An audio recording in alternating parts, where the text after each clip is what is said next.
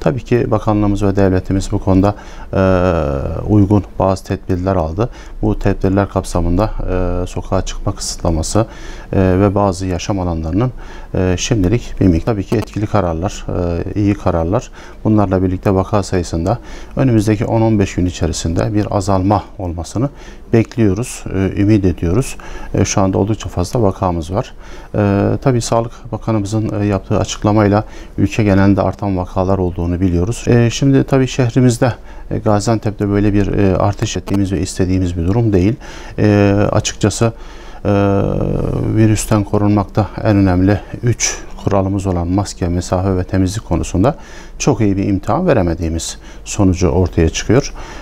Evet, bazı yaşam alanları kısıtlandı ama kendi ev alanlarımızda toplu bazı törenlerimizi iptal etmediğimizi, bunları devam ettirdiğimizi gösteriyor. Çünkü vakalardan görüyoruz ki filyasyon çalışmalarında da bizim klinik tecrübelerimizde bulaşmalar genelde aile içerisinden oluyor. Aile fertleri birbirine bulaştırıyor.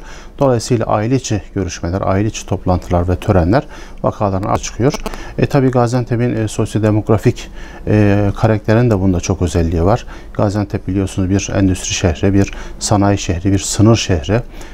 Bu kadar hareketli nüfusun olduğu yerde de bulaşın ve yayılımın bir miktar daha yüksek olması aslında beklenen bir durum. Şimdi tabii bu gözle görülen bir şey değil. Yani gözle görmediğimiz bir düşmanla mücadele ediyoruz. Bu çok zor bir durum.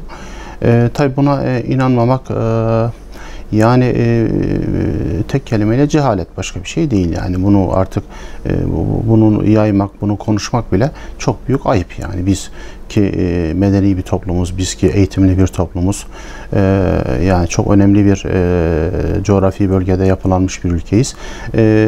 Dünyadaki her türlü olayı ve gelişmeyi takip eden bir millet olarak böyle bir pandemiye inanmamayı yaymak benim kanaatimce bu bir toplum suçudur. Bu bir kul hakkıdır.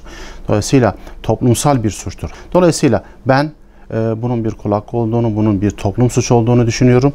Vatandaşlarımıza, arkadaşlarımıza, hastalarımıza hep aynı şeyi tavsiye ediyoruz. Yani bu ilacın %100 tedavi edici bir ilacı yok şu anda. Biz gelenekleri çok köklü bir milletiz. Yani Nasrettin Hoca'nın çocuğun eline testiyi verip kırmadan tedbir alması bizim koruyucu hekimlikteki en büyük fıkramız, en büyük ana fikrimiz, en büyük sosyolojik örneğimiz olmalıdır. Testi kırıldıktan sonra tedavi çok zor oluyor, emin olun. Personelimizin yaşadığı sıkıntılar görün, emin olun çok büyük problem. Benim şu anda servisimde 30 doktorumdan 15'i, çok net söylüyorum, 15'i Covid'den yatıyor. Nöbete sokacak asistan hoca, doktor bulamıyorum. Personelim, hasta bakıcım arasında ciddi bir Covid var. Bunların aileleriyle, çocuklarıyla olan diyalogları tamamen kopuk. Emin olun bu insanların hakkına, hukukuna tecavüz etmektir.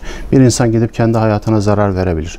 Kanun önünde ya da Allah huzurunda, Allah indinde gider hesabını verir. Ama siz bunu ciddiye almayıp bir başkasına bulaştırırsanız başkasının hakkına tecavüz etmiş oluyorsunuz. Ve başka insanların öksüz kalmasına, yetim kalmasına aracılık etmiş oluyorsunuz. Bu da emin olun çok büyük bir suç. Onun için bu işin şakası yok. Bu çok ciddi bir durum. Lütfen istirham ediyorum. Yani daha fazla canlar yanmasın. İnsanlar biraz özel hayatlarından, biraz sosyal aktivitelerinden, biraz alışkanlıklarından fedakarlık etsinler. Emin olun eğer biz bunu yapmazsak bu virüs bizi zorla bir yerlere mahkum eder.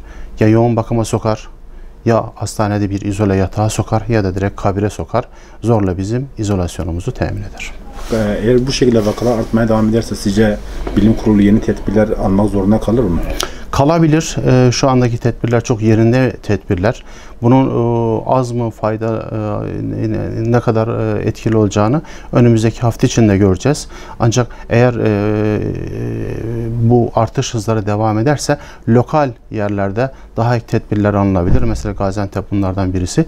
Eğer artarsa, tabii ben Türkiye genelini bilmiyorum, yani verileri bilmiyorum ama bu şekilde artış devam ederse ek tedbirler alınabilir, alınması tavsiye edilebilir. Tabii devletimiz ne karar verir onu biz bilemeyiz ama bizim sağlıkçılar olarak gördüğümüz durum iyiye gitmiyor. Burada devletin koyduğu tedbirler ne kadar koyarsa koysun, insanlar eğer bunu çiğniyorlarsa bu çok etkili değil. Yani yasağı insanların beynine koymak lazım. İnsanların buna inanması gerekiyor ve bir başkasının hakkına tecavüz etmemesi gerekiyor. Yani Covid pozitif olup da bu kuralları çiğneyen insanlara benim kişisel kanaatim ek tedbirler ve yaptırımlar getirilebilir. Bu insanlar daha fazla izole edilebilir. Daha fazla hak mahrumiyetine gidebilir. Sosyal hayatımızı yaşarken hayat tarzımızı değiştirmek ve bunu öğretmek gerekiyor. Bu devrede belki sosyologlar, psikologlar, toplum mühendisleri, bilemiyorum PDR uzmanları, benim kişisel kanaatim onlar da bu işin içine girmeli diye düşünüyorum.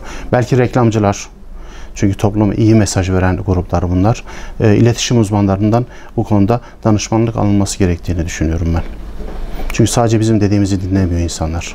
Bir şekilde biz derdimizi anlatamıyoruz insanlara yani. Dediğim gibi reklamcılar, iletişim uzmanları, psikologlar, sosyologlar belki bizden daha iyi anlatabilirler durumu.